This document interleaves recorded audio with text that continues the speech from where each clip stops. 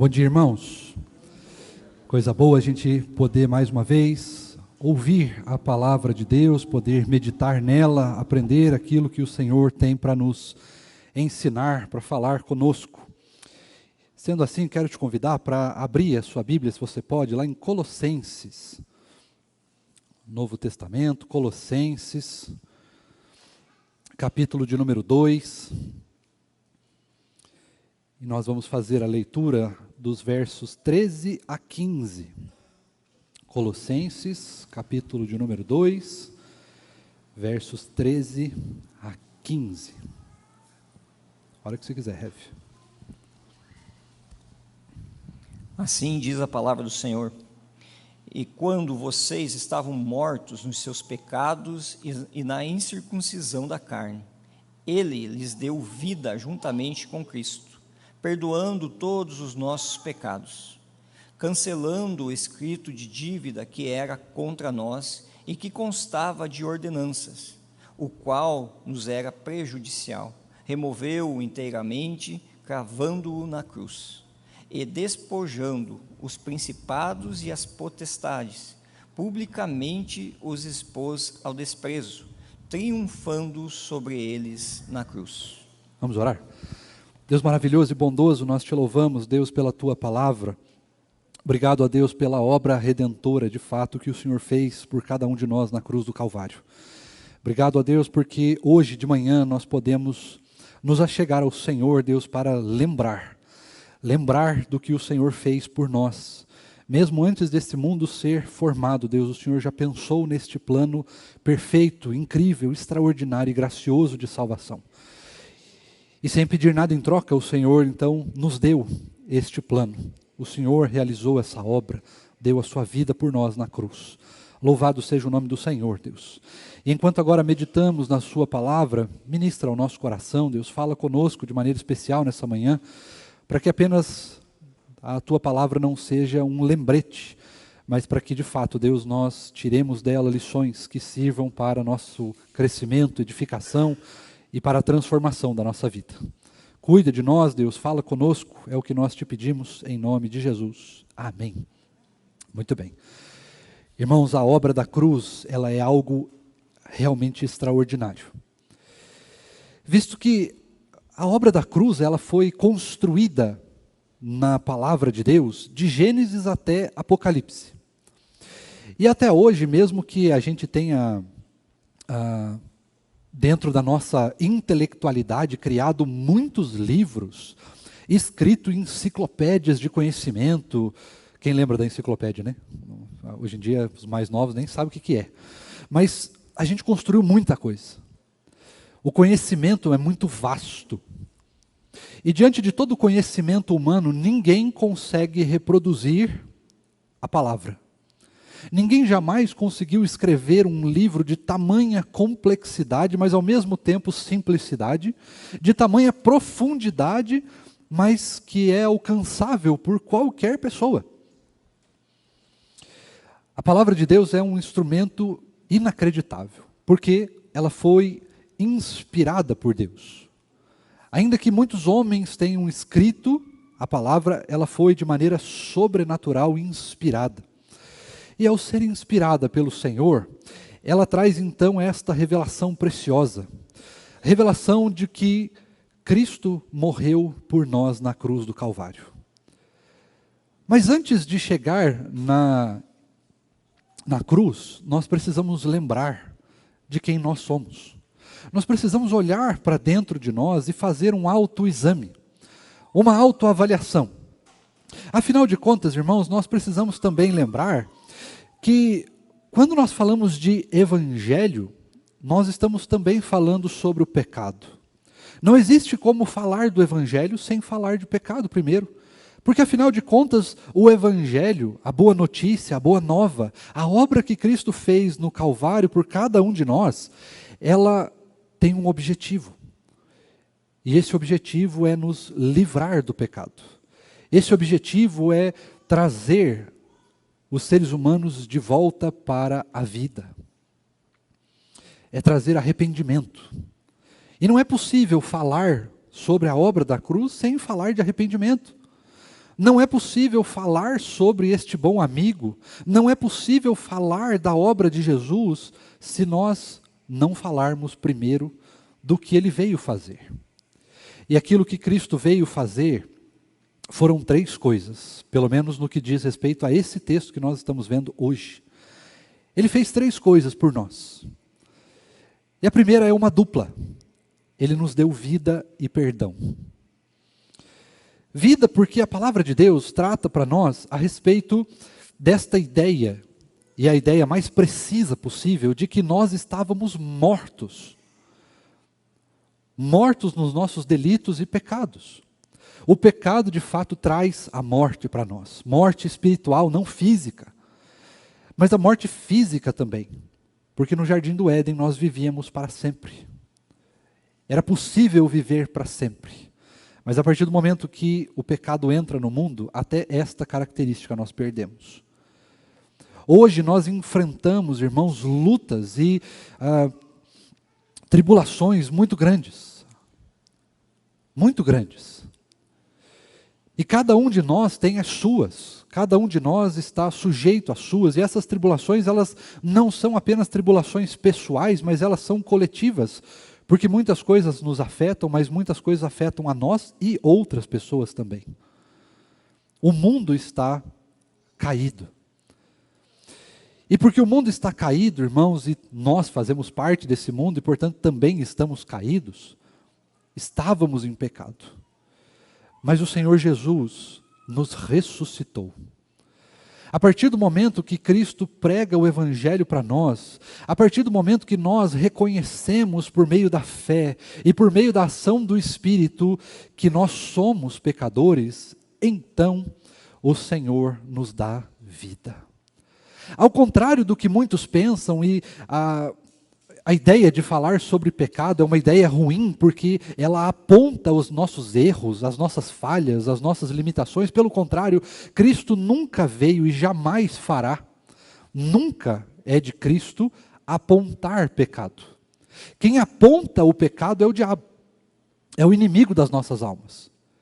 Cristo não aponta o pecado, Cristo mostra a necessidade que nós temos dele. E o pecado faz oposição a essa necessidade.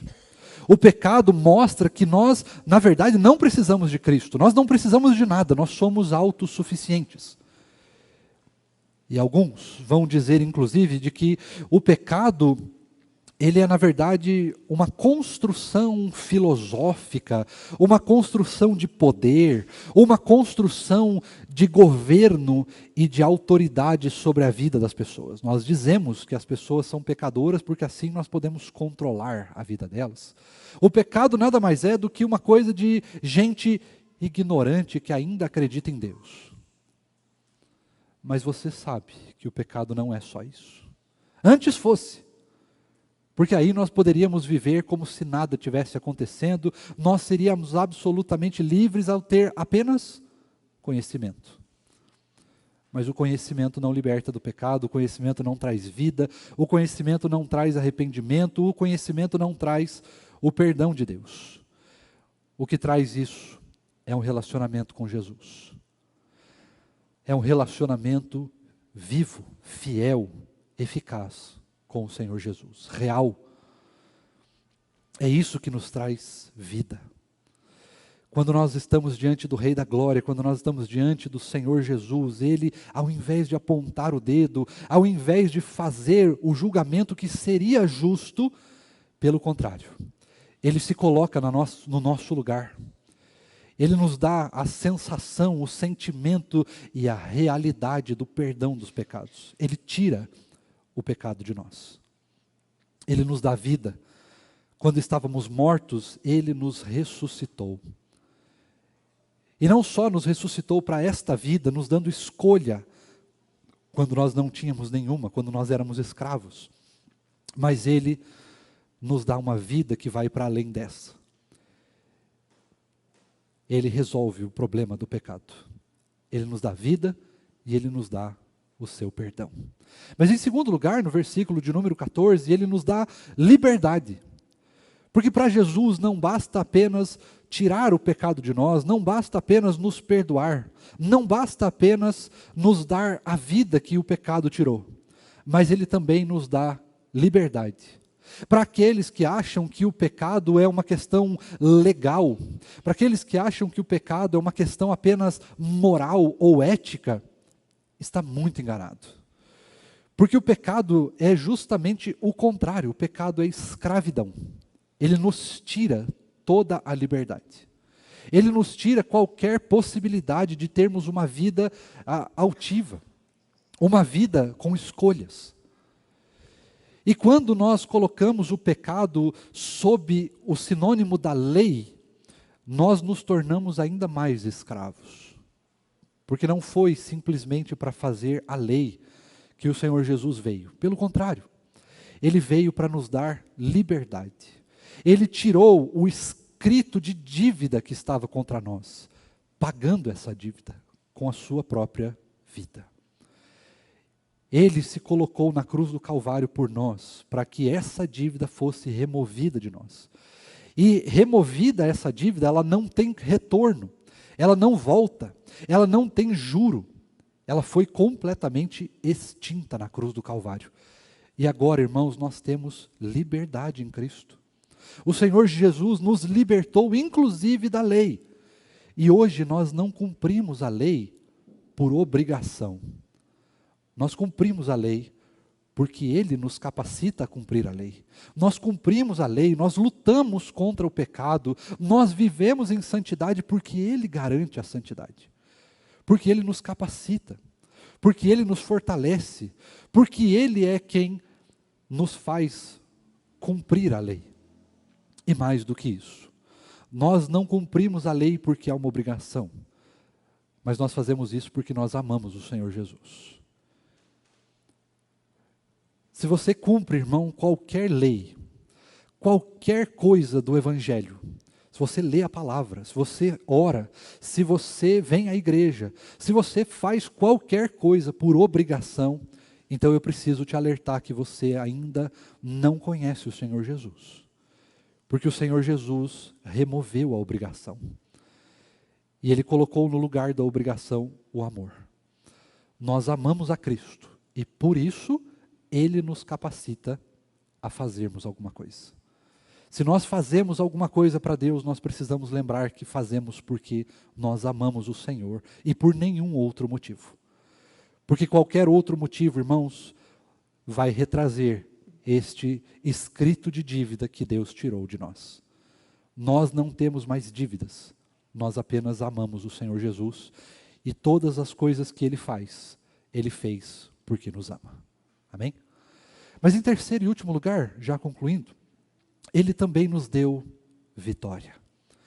Ele nos deu a vida, Ele nos deu o perdão, Ele nos deu liberdade, mas isso também não bastou, porque Ele também nos deu vitória. E essa vitória que Cristo nos dá, ela é uma vitória definitiva. Ela não é uma vitória de batalha. Sabe aquela ideia? Você venceu a batalha, mas não a guerra. Pelo contrário, nós já vencemos a guerra, mesmo que alguma ou outra batalha nós percamos no meio do caminho. O Senhor Jesus, irmãos, nos deu uma vitória absoluta, porque essa vitória não é nossa, mas essa vitória é dele. Foi Ele que conquistou essa vitória na cruz. Quando Jesus morreu, ao contrário de para nós parecer uma derrota, ou para alguns parecer derrota, pelo contrário, a morte, no caso de Cristo, é vitória, porque Ele não permaneceu morto, mas Ele ressuscitou no terceiro dia, e quando Ele ressuscitou no terceiro dia, Ele então garantiu todos os direitos que nós temos na cruz. O véu foi rasgado, nós temos acesso a Cristo, nós temos acesso ao Senhor, nós temos a sua palavra, nós temos o manual, nós temos o Espírito Santo habitando dentro de nós, nós fomos lavados pelo sangue do Cordeiro que tira o pecado do mundo, nós temos à disposição a graça de Deus, nós temos a renovação das misericórdias do Senhor, nós temos o seu perdão, Ele nos deu liberdade, Ele nos garante a vitória contra o pecado e contra o maligno. Tudo isso porque Ele deu a sua vida na cruz do Calvário. E quando nós nos deparamos com essa realidade, irmãos, nós não podemos ser conduzidos à obrigatoriedade, nós não podemos ser conduzidos à dúvida, nós não podemos ser conduzidos, irmãos, a uma vida de construção humana. Mas nós somos movidos por algo além. Nós somos movidos pelo sobrenatural de Deus. Não no sentido miraculoso apenas, mas no sentido de que Deus agora habita em nós. E Ele nos deu, irmãos, todas essas coisas de graça. Ou melhor, por meio da sua graça. E nos dando todas essas coisas, irmãos, Ele não só deu, mas Ele garante essas coisas, porque essas coisas estão garantidas nele. E Ele não falha, Ele não mente, Ele não engana, Ele não perde, porque Ele venceu na cruz do Calvário. Ele destruiu o pecado. Ele nos deu todas essas coisas. E nós poderíamos até mesmo perguntar, e você? O que você tem feito pelo Senhor? Mas ainda que você não faça nada, Ele já garantiu todas essas coisas. No entanto, o nada não é suficiente para nós. Porque para nós, nada significa não amar. E como nós amamos o Senhor Jesus, então nós entregamos a nossa vida nas mãos dEle. Nós abandonamos as nossas escolhas. Nós abandonamos a pseudo-liberdade do pecado para viver a vontade de Deus, para viver a sua vida, para querer a sua vontade, para estabelecer o seu reino, para viver a sua lei, a sua vontade aqui e sempre. Nós abandonamos tudo pelo Senhor, não porque é nossa obrigação, não porque nós devemos alguma coisa para o Senhor, porque mesmo que nós tentássemos pagar uma dívida ao Senhor, nós nunca conseguiríamos. Nós fazemos isso apenas porque nós amamos o Senhor. Nós fazemos isso porque Ele nos amou primeiro. Nós fazemos isso porque reconhecemos aquilo que Ele fez por nós na cruz do Calvário. Não apenas de maneira intelectual, mas com toda a nossa vida, todo o nosso entendimento, com toda a nossa alma e todo o nosso coração. Nós entregamos tudo para o Senhor, porque por causa do seu amor, Ele entregou tudo para nós. Amém? Que Deus assim, irmãos, nos abençoe e nos lembre desse presente precioso, que é o que Cristo fez por nós na cruz. Vamos orar mais uma vez?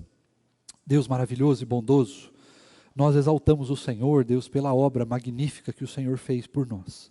Obra que nós não merecemos, Deus, mas o Senhor, de livre e espontânea vontade, por causa do amor do Senhor, realizou por nós. Louvado e exaltado, ó Deus, seja o nome do Senhor. Muito obrigado, Deus, porque o Senhor fez algo que nós jamais teríamos condições de fazer. Nós não conseguimos lutar contra o pecado, nós não conseguimos liberdade do pecado, nós não conseguiríamos acessar a nova Jerusalém celestial se não fosse por causa da tua obra, Deus, se não fosse por causa do teu amor, se não fosse por causa do Senhor. E por isso, Deus, nós te louvamos e te agradecemos.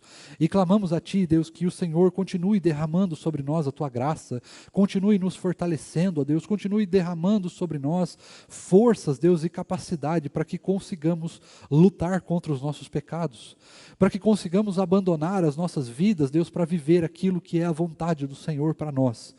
Que possamos, Deus, olhar apenas para o Senhor e desejar apenas o Senhor, que é tudo que nós temos.